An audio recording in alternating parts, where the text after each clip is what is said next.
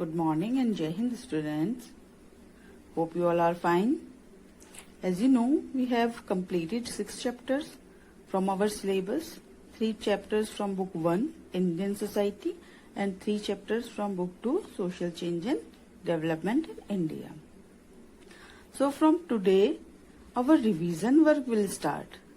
Today I have taken chapter 2, the demographic structure of the Indian society, for revision, because chapter 1 is not an evaluative chapter. It is only introductory chapter. That's why I have taken chapter 2 for revision. Okay. In revision we have discussed only important questions. Okay. और साथ साथ हम क्या देखेंगे, ये भी देखेंगे कि किस तरीके के एग्जाम में क्वेश्चंस आते हैं और क्वेश्चंस को किस तरीके से लिखा जाता है.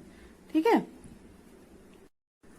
Our first question is, explain the basic argument of the theory of the demographic transition. Why is the transition period associated with the population explosion? This question has 2 parts. First part is, explain the basic argument of the theory of the demographic transition, and second part is, why is the transition period associated with the population explosion. ठीक है. क्योंकि descriptive question है तो इसलिए आपको कम से कम 200 words का answer लिखना होगा, है ना. और जब भी हम आंसर करते हैं क्वेश्चन का तो फर्स्टली हमको एकदम से मतलब टू द पॉइंट पे नहीं आ जाता है आंसर. पहले हमको क्या करना था, थोड़ा सा उसको इंट्रोडक्शन देना पड़ता है ना. जब भी मैं जैसे आप कोई भी लेक्चर लेती हूँ तो सबसे पहले उसका चैप्टर का इंट्रोडक्शन देती हूँ ना. तो उसी तरीके से आप जिस तरीके से जब आंसर लिख करोगे किसी भी क्वेश्चन का तो आपको पहले थोड़ा सा उसका रिलेटेड थोड़ा सा इंट्रोडक्शन देना, तो कहते हैं ना थोड़ी भूमिका बनानी पड़ती है, उसके बाद आंसर लिखते हैं. ठीक है. देखो जैसे कि इस क्वेश्चन में भी है, the theory of demographic transition suggested the population growth is in link to overall levels of economic development related population growth. क्या कहती है ट्रांजिशन थ्योरी? ये पॉपुलेशन ग्रोथ के जितने पॉपुलेशन ग्रोथ किससे जुड़ी हुई होती है? इकोनॉमिक डेवलपमेंट के सभी लेवल्स के साथ, है ना. The theory was given by American demographer Warren Thomson in 1929. Warren Thomson ने 1929 में, जो कि एक अमेरिकन डेमोग्राफर थे, उन्होंने ये थ्योरी दी थी. There are 3 basic phases of population growth. Population growth के कितने फेजेस है? 3 फेजेस है. लेकिन एक बात और इसमें कि किसी कहीं कहीं पे 4 और कहीं कहीं पे 5 फेजेस भी दिए गए हैं, तो आप लोग कंफ्यूज मत होना. ठीक है. Stage 1 primitive stage, under developed countries. First stage है और सोसाइटी कैसी है? प्रीमिटिव है ना. Low population growth in a society that is under developed and technologically backward. और सोसाइटी कैसी है? पॉपुलेशन ग्रोथ लो है और सोसाइटी अंडर डेवलप्ड और टेक्नोलॉजिकली बैकवर्ड है. In such society like Africa birth rate is high. Example के लिए Africa की सोसाइटी के बारे में बताया कि बर्थ रेट कैसी हाई है. Since people are unaware of the advantages of having small families, they are not educated. People educated नहीं है वहाँ के और इसलिए वो small families के advantages को भी नहीं जानते हैं. ठीक है. ठीक है.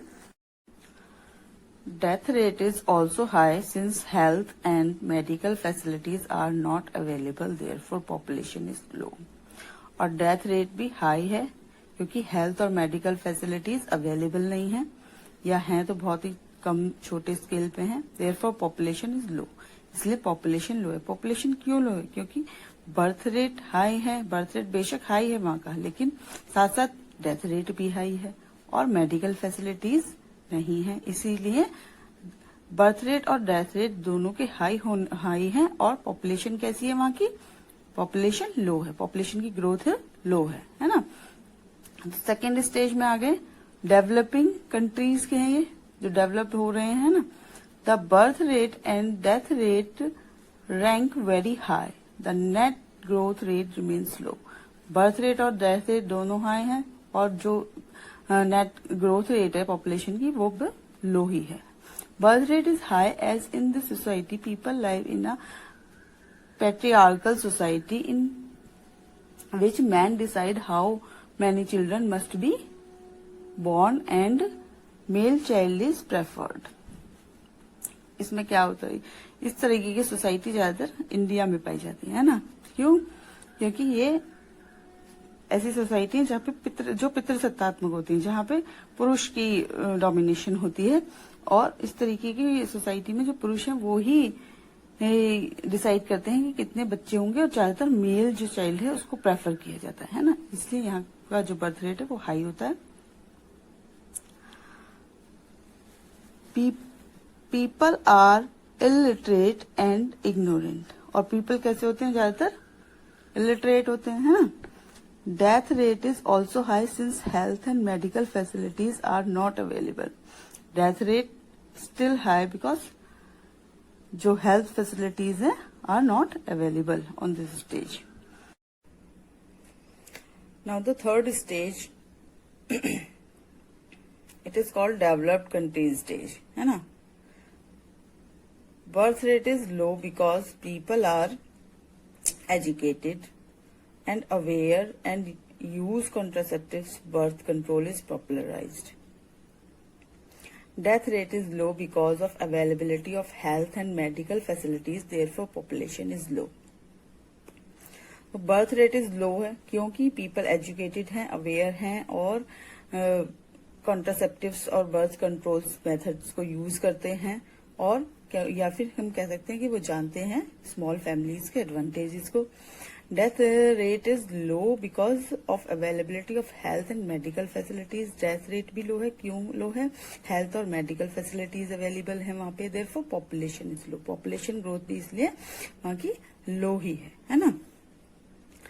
Now transitional stage, the stage between backwardness and skilled people, यानी कि जब बैकवर्ड सोसाइटी से स्किल सोसाइटी में सोसाइटी मूव करती है तो वो ट्रांजिशनल स्टेज होती है, ठीक है।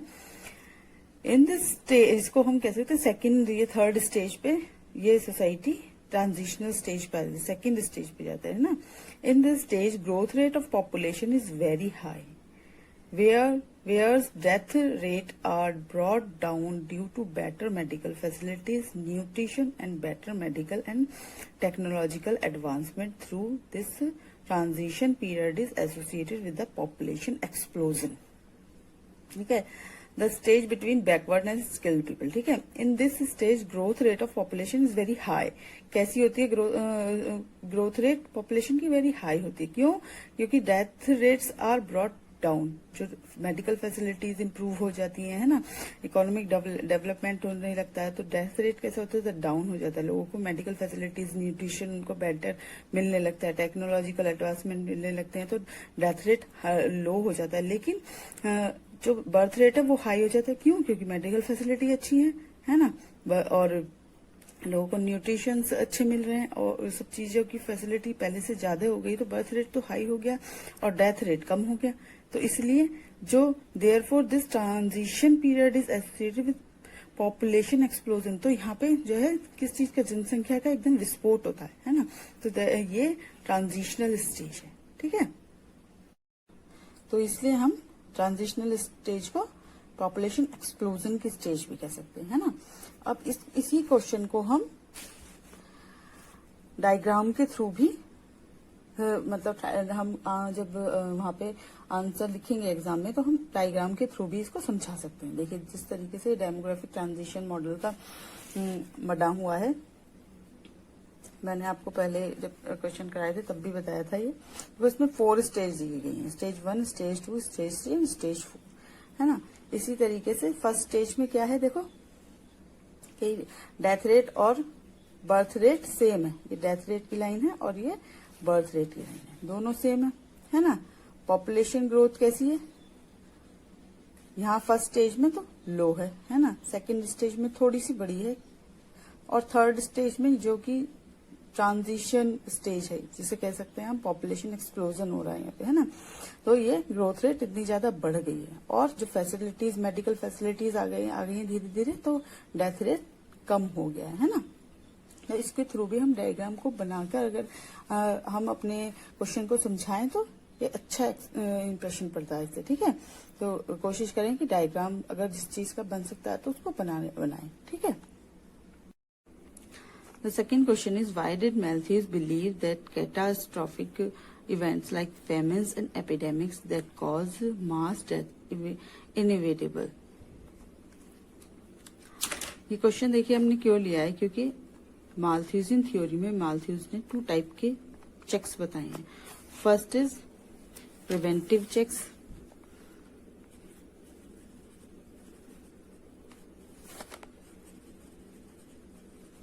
And second is positive checks.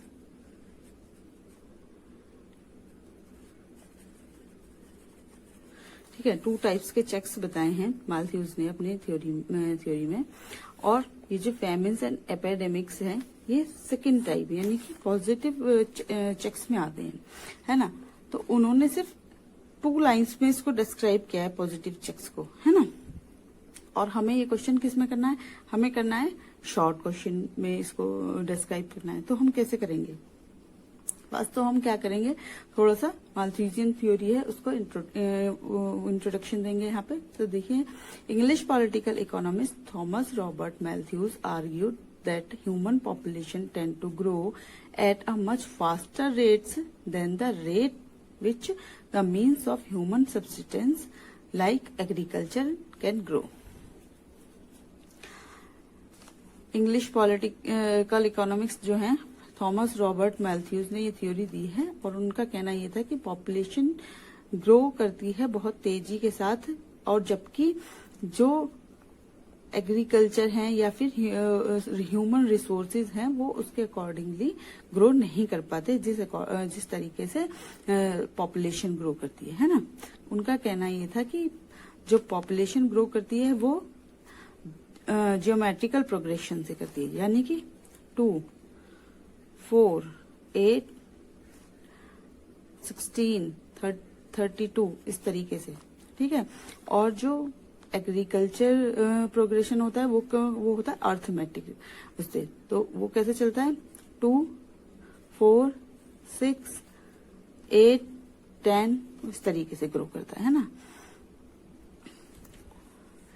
He said population rises in geometric progression. देखो ज्योमेट्रिक मैंने आपको बता दिया. Whereas agriculture production can grow in arithmetic progression. Arithmetic भी मैंने आपको बता दिया है ना. Malthus believed that positive checks to population growth in the form of famines and diseases was inevitable. These are nature's way to dealing with the balance between food supply and increasing population. Malthus का मानना था कि जो population growth जब access में हो जाती है, जब पॉपुलेशन ग्रोथ ज्यादा बढ़ जाती है और इसके अकॉर्डिंग जो फूड सप्लाई है या एग्रीकल्चर लैंड है वो कम रह जाता है, तो ये पॉपुलेशन जो पॉजिटिव चेक्स हैं वो आते हैं किसके रूप में, फेमिन्स, डिसीज या फिर एपिडेमिक या अर्थक्वेक इसके रूप में आते हैं, और बैलेंस बिठाते हैं किसके बीच, फूड सप्लाई और पॉपुलेशन के बीच, है ना. इसके थ्रू क्या होता है कि काफी संख्या में जो पॉपुलेशन होती है वो कम हो जाती है. लोग किसी भी एपिडेमिक, जैसे कोरोना एपिडेमिक से कितने सारे लोग मर रहे हैं ना, 3 लाख से ऊपर लोग पूरे वर्ल्ड में मर चुके हैं इसकी वजह से, है ना.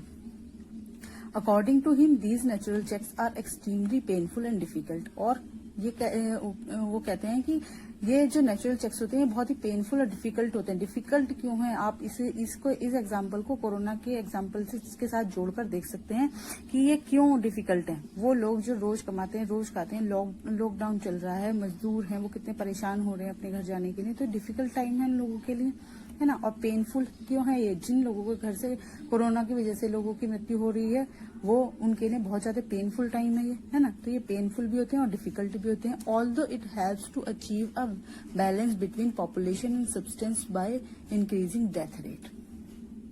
फिर भी जो नेचुरल चेक्स हैं उनका क्या काम होता है, वो बैलेंस करते हैं पॉपुलेशन ग्रोथ और फूड सप्लाई को, और इंक्रीज कर देते हैं एकदम से डेथ रेट को, जिससे कि पॉपुलेशन कंट्रोल में आ जाती है. ये कहना था मैल्थ्यूजियन थ्योरी के थ्रू.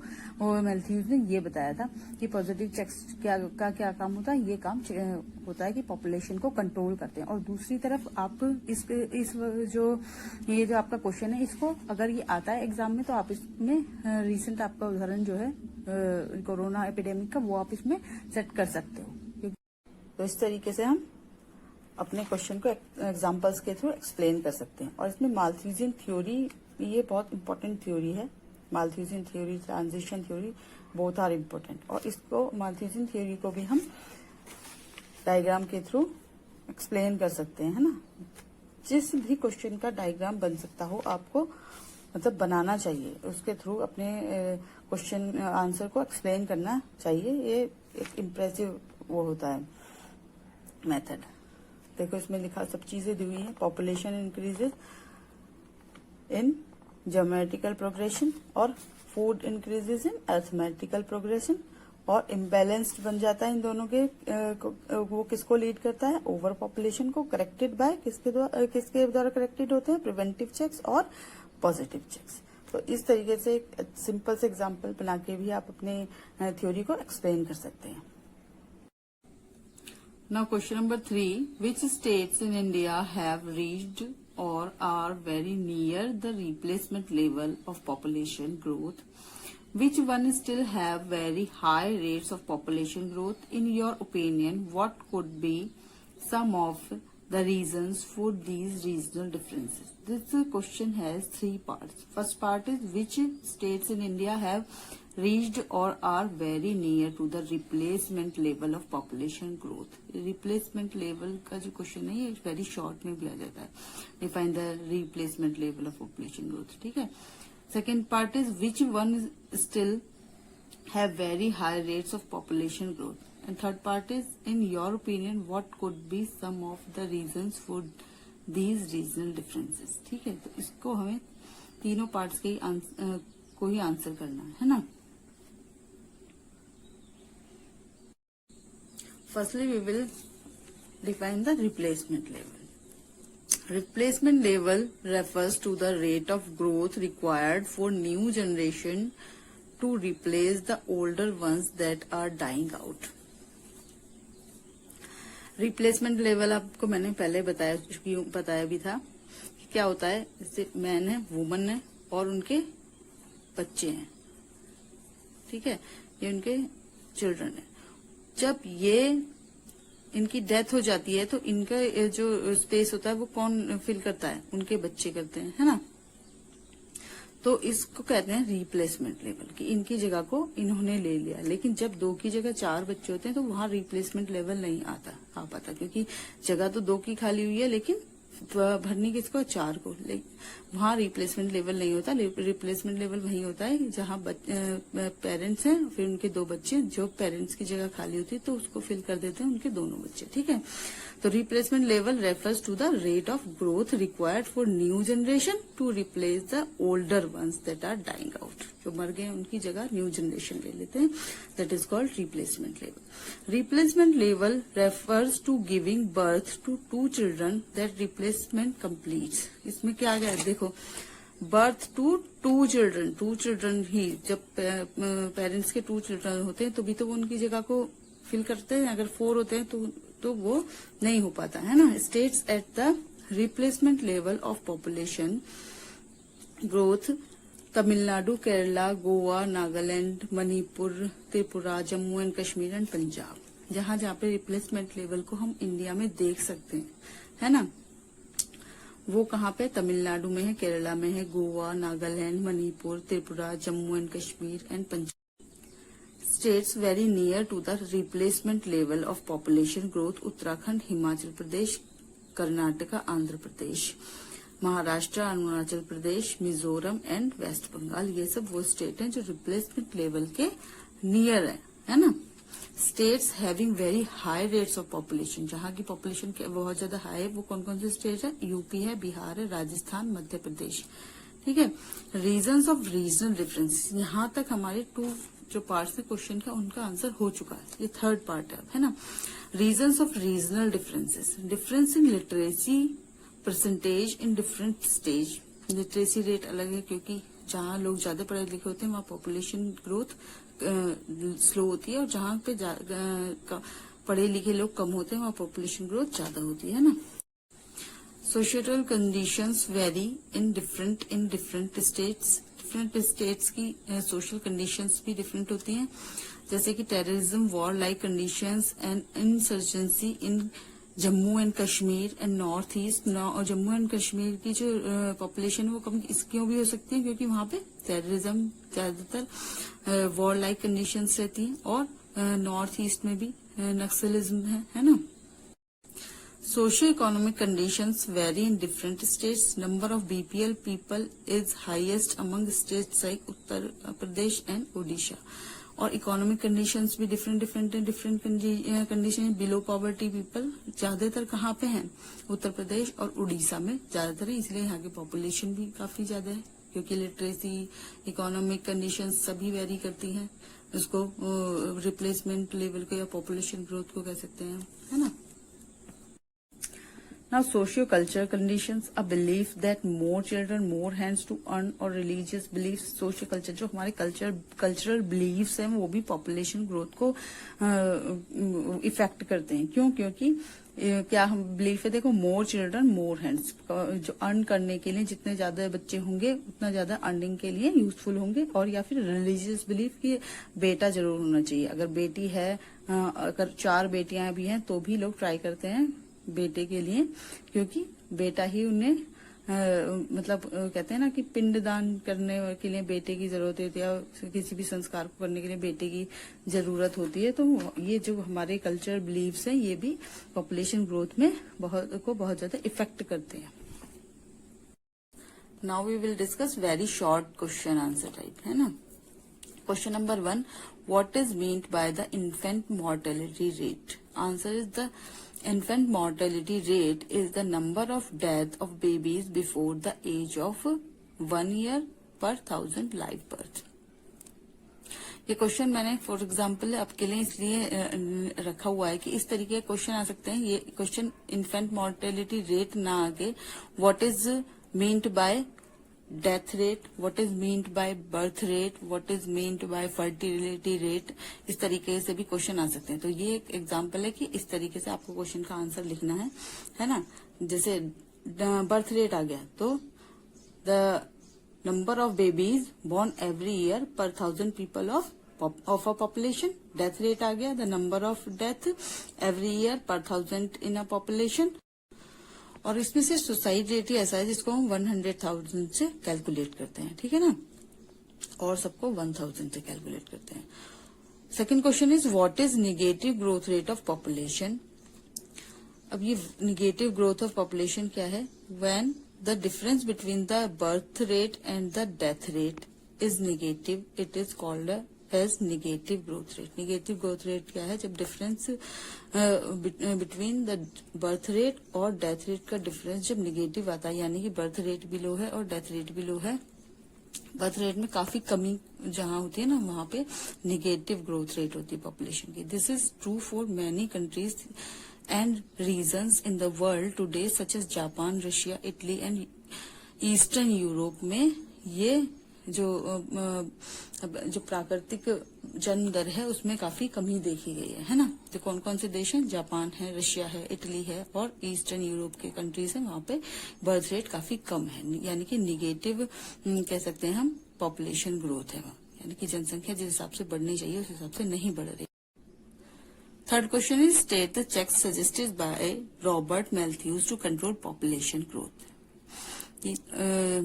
थॉमस मैथ्यूज ने, मैंने बताया था आपको, 2 टाइप्स के चेक्स बता रहे थे, पॉजिटिव और प्रिवेंटिव।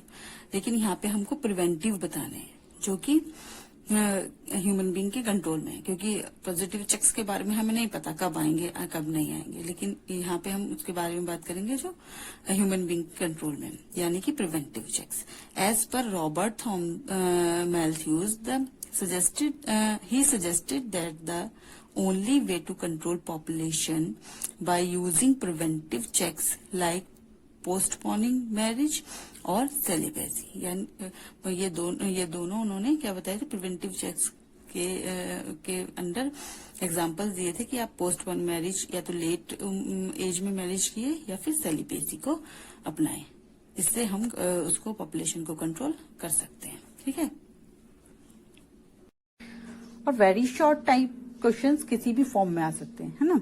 ये fill up, multiple choice type questions, true false, है ना। यहाँ पे मैंने ट्रू फॉल्स की फॉर्म्स में कुछ क्वेश्चंस आपके लिए रखे हैं। The term demography is of Greek origin. and is composed of two words. Demos meaning क्या होता है? Demos की मीन्स people या फिर population भी कह सकते हैं. And graphian means describe.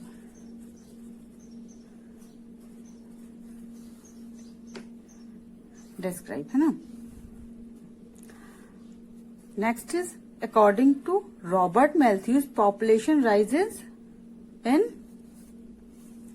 population किसके थ्रू चलती है? जियोमेट्रिक प्रोग्रेशन से चलती है. Whereas agriculture production grows in arithmetic progression. And the third is carries the means of course. किसका हम मजबूरी में पालन करते हैं? लॉ है ना. Whereas the essence of fairness? Justice.